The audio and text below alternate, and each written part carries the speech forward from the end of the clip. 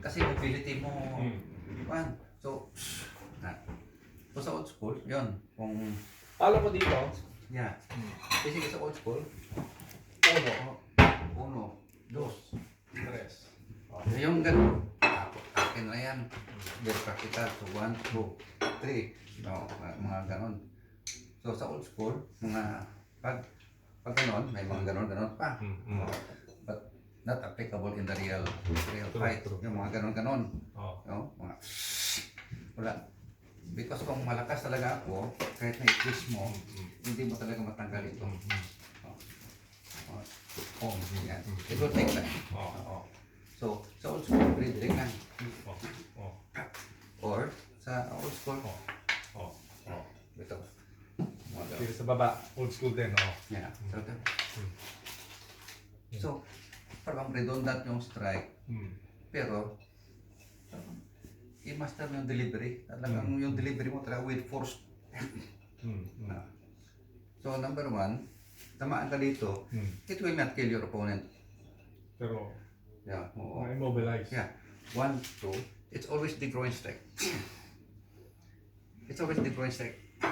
Then, reverse. Kasi sa old school, the advantage of cane is the distance. Oo. So yung kalaban mo kung walang cane, never allow your opponent to get near you. Because your advantage is your cane. So talagang 1, mga gano'n. Tawag niya, redondo. 3. Na, mga gano'n. Then, you have to keep moving. Because your advantage is your distance.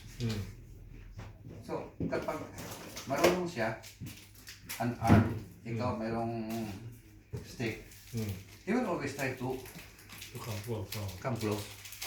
Kasi at this distance, this one is useless. So the only thing that you can use at this distance is this one. Punyo. Punyo. Okay. So kung magaling sa judo, So parang may ano talaga, pag may mga stance, for example, may weakness din talaga siya. so kung may blade weapon, your advantage is distance. See? So kung marunong talaga yung kalaban mo, with you have been skin, talagang lalapit talaga yan. So yung gagawin mo, talaga is to circle around. That's why yung kay Momoy Cañete na San Miguel na parang kata. But the principle, ikot-ikot ka. Na you don't allow your opponent to get